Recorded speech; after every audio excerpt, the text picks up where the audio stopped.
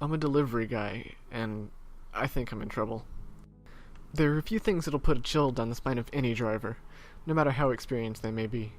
First, somebody approaching your car. For the love of God, if you order food and you happen to see the driver pull up in front of your house in your driveway, wait at your front door.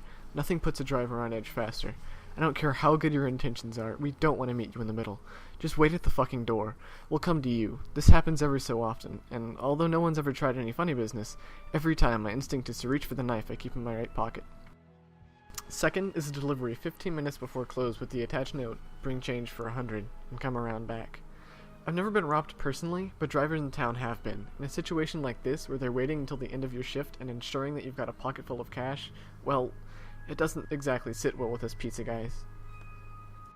Last is a third story or higher walk-up. This time of year, after the time changes and it starts to get really dark around 6, all those creepy factors get magnified. Tenfold. And it doesn't help that people tend to start to act a little crazy in the late fall either. Spending your whole shift walking up to strangers' houses in a cloudy midnight's level darkness, well, you can imagine how fun that can be.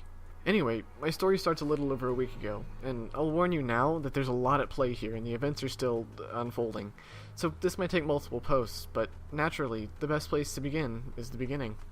It was the day after Halloween, Saturday night, and business seemed like it was wrapping up early. I was in the store mopping when we got a call for a delivery about 20 minutes before close, which on Saturday night means 12:40, so it's not until after 1 in the morning by the time the pizzas are made and I'm able to drive to the place. I should have known something was off as soon as I turned on their court. There wasn't a single street lamp in sight, and the only lights were coming from my headlights and the soft glow coming from a few neighbors' windows. I didn't think that there was any way I had the address right when I pulled up. There weren't any cars in the driveway, the house was dark, and honestly it didn't even seem like anyone could have lived there. The yard was overgrown and browning, the potted plants on their porch were withered, and I couldn't see any lights on inside. We take down a phone number with each order, so I called it to be sure before I walked up to a deserted building. But as soon as it started to ring, an orange-tinted light flickered on inside. I hung up before anyone answered. I left my phone in the car and walked up to the front door cautiously, pizza in my left hand, my right hand fingering the outline of the knife in my pocket. I knocked on the door, and as soon as it opened, I almost dropped the food and ran.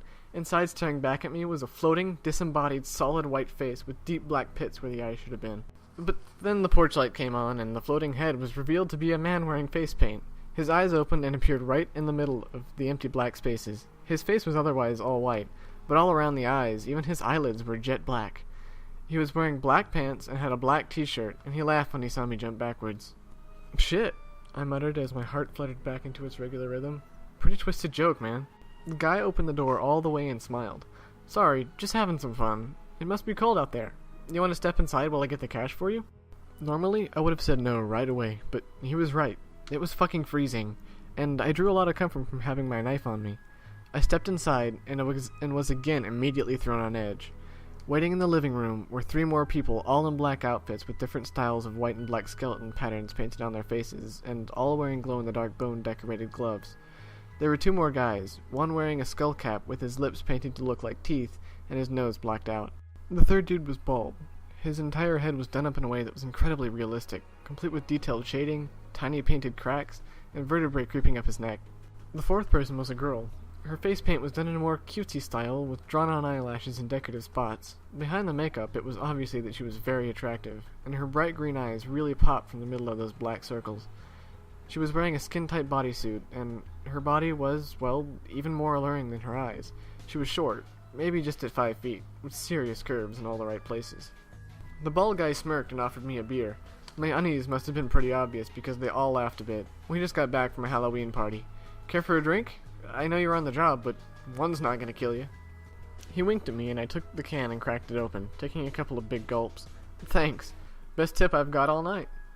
The girl smiled at me and dismissed herself from the group, sliding out the front door. The first guy came back with a wad of cash, and the other 2 were already digging in on the pizza. It was then that I realized just how empty the house actually was. There was almost no furniture in the main room. A single dusty old sofa sat in front of an ashy fireplace. No TV, no decorations. "Well, what do you think of our costumes?" the first guy with the blacked-out eyes said. "Honestly, they scared the shit out of me, so mission accomplished?" "We're the Day of the Dead Skeletons," he explained. "Here, let me show you the full costume." He went into the kitchen and came back with a big sombrero and a bloody machete. He handed me the machete and I swung it around for a bit of fun. Some of the fake blood came off and flecked my face and shirt. I was a little confused that it still felt warm on my skin. The three guys were watching me, leering, each with a smile on their face that seriously brought the chill back to my body. I was covered from head to toe with goosebumps, and the hair on the back of my neck was standing up straight. I thanked them quickly again for the beer and turned and jogged back to my waiting car. I booked it out of there, my tires squealing on the pavement as I sped away from the house. I was flooring it the whole way. I made it back to the restaurant in record time.